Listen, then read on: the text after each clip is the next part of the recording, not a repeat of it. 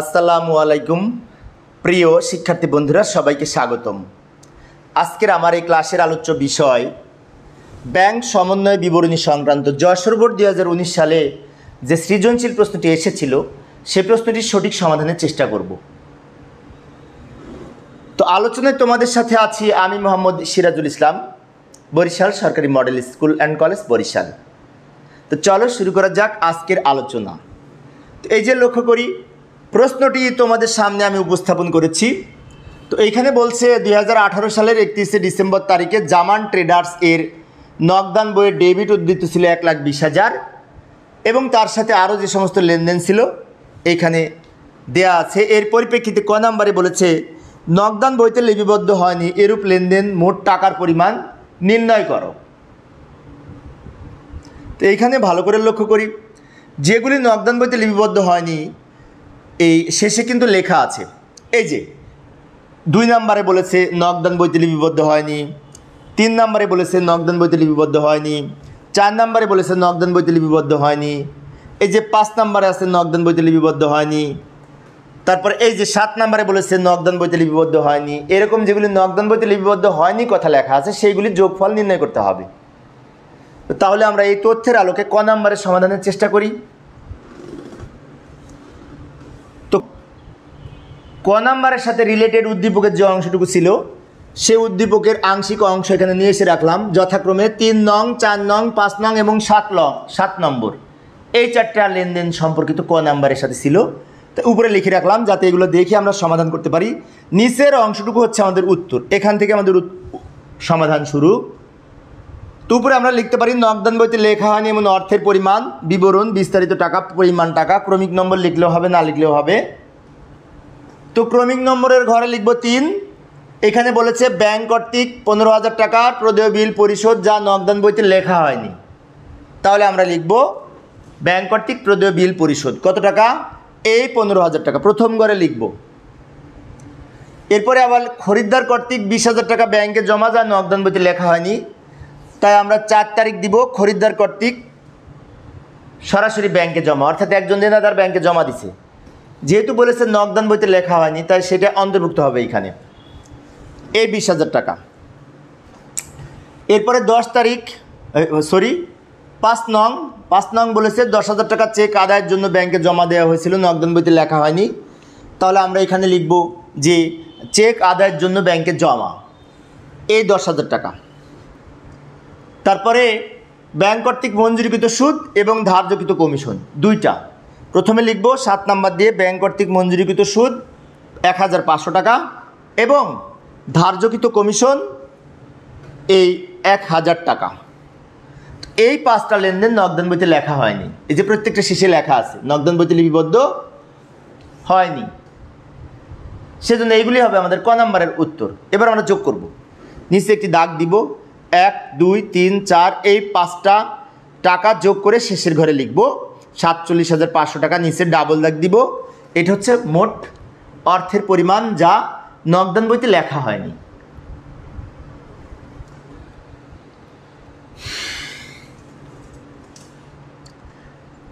তো আবার আমরা সেই উদ্দীপকে ফিরে এলাম। উদ্দীপকের খ নাম্বারে কি বলেছে, উপরিক্ত তথ্য হতে একটি ব্যাংক সমন্বয় বিবরণী প্রস্তুত করো।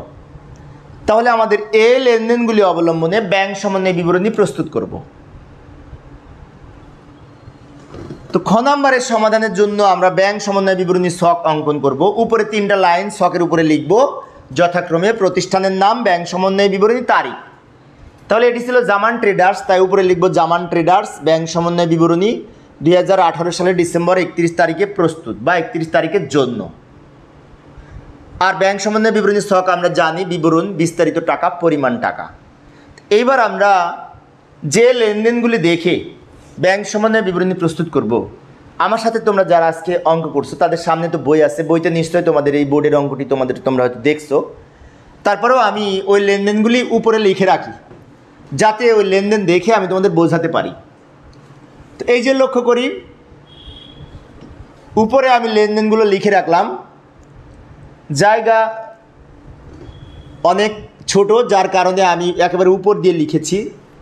তো সমস্যা নেই, আমি পড়ে বুঝিয়ে দিতে পারবো, তাহলে তোমরা বই থেকে মিলিয়ে নেবে। কেননা এই অঙ্কটি কিন্তু বইতে আছে, সবার বইতে। বইয়ের শেষের দিকে দেখবে বোর্ড প্রশ্নের বিভিন্ন অঙ্ক আছে, সেখানে কিন্তু এই প্রশ্নটি আছে। তো প্রথমে আমরা লিখব নগদান বই অনুযায়ী ব্যাংক জমার উদ্বৃত্ত কত ছিল, সেই টাকাটা প্রথমেই ছিল, সেটা লিখব। সম্ভবত ছিল এই 1,20,000 টাকা, অঙ্কের শুরুতে ছিল। তোমরা আমার এই অঙ্কটির আজকে যারা ভিডিওটি দেখছো একটু ব্যাক সাইডে যাবে, দেখবে প্রথমেই নগদান বই অনুযায়ী ব্যাংক জমার উদ্বৃত্ত ছিল 1,20,000 টাকা। তো এই 1,20,000 টাকা নগদান বইয়ের উদ্বৃত্ত। নগদান বইয়ের উদ্বৃত্ত জেরের সাথে আমরা কিছু যোগ করব আর কিছু বিয়োগ করব। যোগ করব কোনগুলা? নগদান বইতে যে লেনদেনগুলি লেখা হয়নি কিন্তু ব্যাংক যোগ করেছে, নগদান বইতে যোগ করা হয়নি, সেগুলো আমরা যোগ করব। অর্থাৎ ব্যাংক যোগ করেছে, আমরা নগদান বইতে যোগ করি নাই, সেগুলি আমরা যোগ করব। অথবা ব্যাংকে বিয়োগ করেছে, নগদান বইতে বিয়োগ করেছে কিন্তু ব্যাংক বিয়োগ করেনি, সেটাও কিন্তু আমরা যোগ করব। এক কথায় বলা যায়, কোনো কারণে যদি ব্যাংকে টাকা কম থাকে তাহলে আমরা বিয়োগ করব, আর ব্যাংকে যদি টাকা বেশি থাকে তাহলে যোগ করব। এই কথাটা মনে রাখবো। তো আমরা এখন একটা একটা করে পড়ব। তার আগে একটি বিষয়, যে লেনদেনগুলি যোগ হবে আমি একটু লাল কালার দিয়ে রেখেছি সহজে বোঝানোর জন্য। এই যে এখানে বলেছে খরিদ্দার 20,000 টাকা ব্যাংকে জমা দিয়েছে। তো খরিদ্দার যদি 4 নম্বর লেনদেনে বলেছে খরিদ্দার 20,000 টাকা ব্যাংকে জমা দিয়েছে, তো খরিদ্দার যদি ব্যাংকে টাকা জমা দেয় তাহলে ব্যাংক জমা বৃদ্ধি পেয়েছে। খরিদ্দার হচ্ছে দেনাদার, ব্যাংক জমা যেহেতু বৃদ্ধি পেয়েছে তাহলে ওটি যোগ হবে। তাই আমরা এখানে 1 নাম্বার দিয়ে লিখব খরিদ্দার কর্তৃক সরাসরি ব্যাংকে জমা এই 20,000 টাকা, প্রথম ঘরে লিখব। এরপরে 5 নম্বরে বলেছে 10,000 টাকার চেক আদায়ের জন্য ব্যাংকে জমা দেওয়া হয়েছে কিন্তু নগদান বইতে লেখা হয়নি। অর্থাৎ ব্যাংকে আমরা জমা দিয়ে এসেছি, ব্যাংক জমা বৃদ্ধি পেয়েছে কিন্তু সেটা নগদান বইতে লেখা হয়নি, তাহলে এই ক্ষেত্রে কিন্তু ব্যাংকে টাকা আমার বেশি আছে, সেজন্য যোগ করব। কি লিখব? আদায়ের জন্য ব্যাংকে জমাকৃত চেক যা নগদানভুক্ত হয়নি বলে এই 10,000 টাকা লিখব। এবার 6 নম্বরে বলেছে, এরপরে আমরা 6 নম্বরটা পড়ি। 6 নম্বরে বলেছে 50,000 টাকা 3খানি চেক সরবরাহকারীকে ইস্যু করা হয়েছিল, 45,000 টাকা 2খানি চেক পরিশোধিত হয়েছে। অর্থাৎ আমরা মোট চেক ইস্যু করেছি 50,000 টাকার, তার মধ্যে 45,000 টাকা ব্যাংক পরিশোধ করেছে, আর 50,000 থেকে 45,000 বিয়োগ করলে 5,000 টাকা। এই 5,000 টাকা ব্যাংকে উপস্থিত হয়নি। তো আমরা জানি ইস্যুকৃত চেক যদি ব্যাংকে উপস্থিত না হয় তাহলে নগদান বইয়ের জেরের সাথে সেটি যোগ হয়, সেজন্য আমরা যোগের ঘরে এখানে লিখব পাওনাদারকে ইস্যুকৃত চেক যা ব্যাংকে উপস্থাপিত হয়নি এই 5,000 টাকা। এরপরে আমরা ব্যাংক সুদ মঞ্জুর করেছে, 7 নম্বরে ব্যাংক সুদ মঞ্জুর করেছে, আবার ধার্যকৃত চার্জ। তো ব্যাংক সুদ যা মঞ্জুর করেছে সেটি যোগ হবে, আর এই ধার্যকৃত চার্জটা বিয়োগ হবে। আমি আবারও বলি, যে অংশটুকু এই অঙ্কে যোগ হবে সেগুলো আমি লাল কালার দিয়ে রেখেছি সহজে বোঝানোর জন্য। তাহলে আমরা এখানে 4 নাম্বার দিয়ে লিখব ব্যাংক কর্তৃক সুদ মঞ্জুর এই 1,500 টাকা। এই 4টা লেনদেন যোগ হবে, আর বাকিগুলি বিয়োগে লিখব। আমরা এখন এখানে একটি দাগ দিব, এই 4টা লেনদেন যোগ করে 10,000 আর এই 20,000 কত 30, 35, 36,500 টাকা হবে যোগ করে। তারপরে আবার এখানে একটি দাগ দিব, 1,20,000 সাথে এটা যোগ করব, কারণ এখানে লিখেছিলাম যোগ। 1,20,000 আর 36,500 এখানে যোগ করে হবে 1,56,500। এর পাশে আমরা কিছু লিখব না। এবার অবশিষ্ট লেনদেন আমরা এখানে বিয়োগ করব। তো বিয়োগের জন্য আমরা এখানে লিখব বিয়োগ। তো আমরা কোনগুলি বিয়োগ করবো, এই যে প্রথম থেকে আবার পড়ি। এখানে বলেছে 28,000 টাকার চেক এবং 22,000 টাকার প্রাপ্য বিল ব্যাংকে আদায়ের জন্য জমা দেওয়া হয়েছে কিন্তু ব্যাংক আদায় করতে পারেনি। তাহলে আমরা ব্যাংক যেহেতু আদায় করতে পারেনি, ব্যাংক জমা কম আছে, সেজন্য আমরা দুইটাই বিয়োগ করব। প্রথমে লিখব আদায়ের জন্য জমাকৃত চেক যা আদায় হয়নি এই 28,000 টাকা, এবং তারপরে আবার 2 নাম্বার দিয়ে লিখব আদায়ের জন্য জমাকৃত বিল যা আদায় হয়নি এই 22,000 টাকা। দুইটাই বিয়োগ হবে, কেননা ব্যাংক জমা কম আছে, ব্যাংক আদায় করতে পারেনি। এরপরে 18,000 টাকার একখানি প্রাপ্য বিল ব্যাংক বাট্টা করেছে 16,800 টাকায়, কিন্তু নগদান বইতে পূর্ণমূল্য লেখা হয়েছে, অর্থাৎ এখানে বলতে চাচ্ছে যে 18,000 টাকার একটি বিল আমরা জমা দিয়েছি, ব্যাংক যোগ করেছে 16,800 টাকা, আর আমরা নগদান বইতে যোগ করেছি 18,000 টাকা। তাহলে আমরা নগদান বইতে কত টাকা বেশি যোগ করেছি? দুইটার পার্থক্য 1200 টাকা। 1200 টাকা ব্যাংক জমা কম আছে আর নগদান বইতে বেশি আছে। তো পূর্বেই বলেছিলাম ব্যাংকে টাকা কম থাকলে বিয়োগ হবে। কত টাকা বিয়োগ করব? দুইটার পার্থক্য বাট্টা 1,200 টাকা, সেটা বিয়োগ করব। এখানে লিখব বাট্টাকৃত বিল নগদান বইতে বেশি লেখা হয়েছে। কত টাকা বেশি লেখা হয়েছে? দুইটার পার্থক্য 1200 টাকা। এরপরে ব্যাংক কর্তৃক প্রদেয় বিল পরিশোধ, এটি বিয়োগ হবে। ব্যাংক কর্তৃক প্রদেয় বিল পরিশোধ করলে আমার ব্যাংক জমা কমে যায় 15,000 টাকা। এবং সবার শেষে এই যে ব্যাংক কর্তৃক ধার্যকৃত কমিশন 1,000 টাকা। ব্যাংক কমিশন ধার্য করলেও ব্যাংক জমা কমে যাবে, সেজন্য লিখব ব্যাংক কর্তৃক ধার্যকৃত চার্জ বা কমিশন নগদান বইতে লেখা হয়নি বলে এই 1,000 টাকা। এইবার আমরা কি করব? এখানে একটি দাগ দিব, দাগ দিয়ে এই 5টা যোগ করে শেষের ঘরে লিখব। ক্যালকুলেটরের মাধ্যমে 5টা যোগ করলে আমরা পাবো সম্ভবত 67,200 টাকা। এবার নিচে একটি দাগ দিব, এই টাকা থেকে এটা বিয়োগ করে নিচে লিখব, নিচে ডাবল দাগ দিব, পাশে লিখব ব্যাংক বিবরণী অনুযায়ী ব্যাংক জমার উদ্বৃত্ত। আগে ছিল নগদান বই অনুযায়ী ব্যাংক জমার উদ্বৃত্ত, আর নিচে আমরা লিখব নগদান বইয়ের পরিবর্তে ব্যাংক বিবরণী। তো এইভাবে আমরা ব্যাংক সম্বন্ধে বিবরণী প্রস্তুত করতে পারি। তো আমরা আবার সেই উদ্দীপকে ফিরে এলাম। উদ্দীপকের গ নাম্বারে বলেছে 4, 5 এবং 7 দফা আমানতকারীর বইতে জাবেদা করো। আমানতকারীকে জামান ট্রেডার্সের বইতে 4 তারিখ, 5 তারিখ এবং 7 তারিখ, এই 4 তারিখ, 5 তারিখ এবং 7 তারিখ এইগুলি নিয়ে জাবেদা করতে বলেছে। তো তাহলে আমরা জাবেদা করার চেষ্টা করি।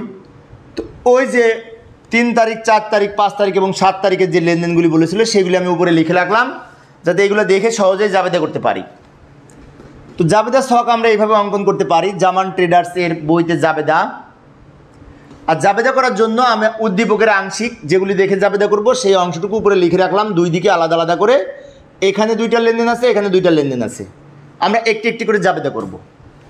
এখানে তারিখ লিখব, অঙ্কে যে তারিখ দেওয়া আছে, তারিখ আছে 2018 ডিসেম্বর 31। এখানে একটি বিষয় লক্ষণীয়, সেটি হচ্ছে এই যে 3, 4, 5, 7 এগুলি কিন্তু তারিখ না, এগুলি হচ্ছে ক্রমিক নং।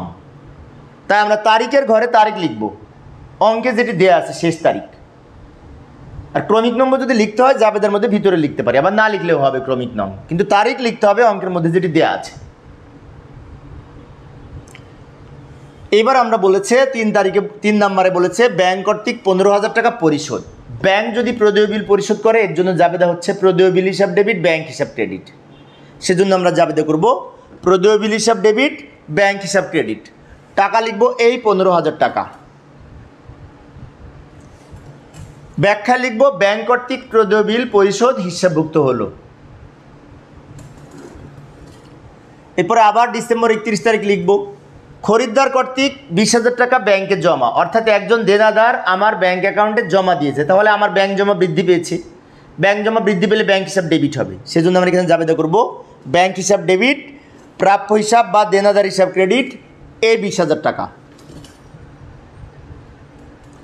ব্যাখ্যা লিখব খরিদ্দার কর্তৃক ব্যাংকে জমা দান।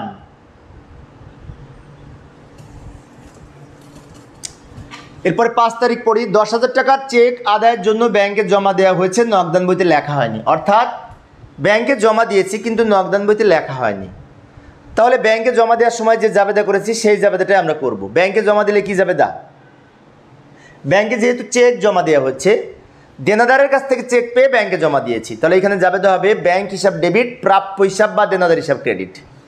সেজন্য আমরা জাবেদা করব ব্যাংক হিসাব ডেবিট, প্রাপ্য হিসাব বা দেনাদার হিসাব ক্রেডিট।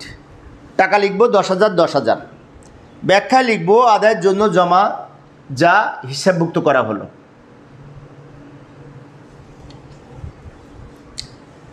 এখানে 2টা লেনদেন আছে 7 তারিখে, মঞ্জুরিকৃত সুদ আর কমিশন 2টা জাবেদা করব। তো প্রথমে ব্যাংক সুদ মঞ্জুর করেছে 1500, এর দ্বারা ব্যাংক জমা বৃদ্ধি পাবে। সেজন্য জাবেদা করব ব্যাংক হিসাব ডেবিট, ব্যাংক সুদ হিসাব ক্রেডিট। টাকা লিখব এই 1500 টাকা। ব্যাখ্যায় লিখব ব্যাংক কর্তৃক সুদ মঞ্জুর হিসাবভুক্ত করা হলো। তো এইখানে আরও একটি লেনদেন আছে 7 নম্বরে, এই যে ব্যাংক কমিশন চার্জ করেছে 1000 টাকা, যা হিসাবভুক্ত হয়নি। তো ওই লেনদেনটি আমাদের এইখানে লেখা তো জায়গা নাই, সেজন্য একটি কাজ করি, আমরা পরের স্লাইডে যাই। তো এই যে লক্ষ্য করি পরের স্লাইডে আমরা ওই একটি মাত্র লেনদেন ছিল। তো আমরা ব্যাংক সুদ মঞ্জুর পর্যন্ত লিখেছি 4টি লেনদেন, আর একটি লেনদেন বাকি ছিল, তার জন্য জাবেদা করব ব্যাংক কর্তৃক চার্জ কর্তন বা কমিশন কর্তনের জন্য জাবেদা হচ্ছে ব্যাংক চার্জ বা ব্যাংক কমিশন হিসাব ডেবিট আর ব্যাংক হিসাব ক্রেডিট। টাকা ছিল কত? টাকা ছিল 1000 টাকা। ওই 1000 টাকা আমরা শেষে জাবেদাটি করেছি। ব্যাখ্যায় লিখতে পারি ব্যাংক কর্তৃক কমিশন চার্জ যা হিসাবভুক্ত করা হলো। এইভাবে আমরা সঠিকভাবে ব্যাখ্যা সহ জাবেদা করার চেষ্টা করব। আশা করি এখন তোমরা পারবে।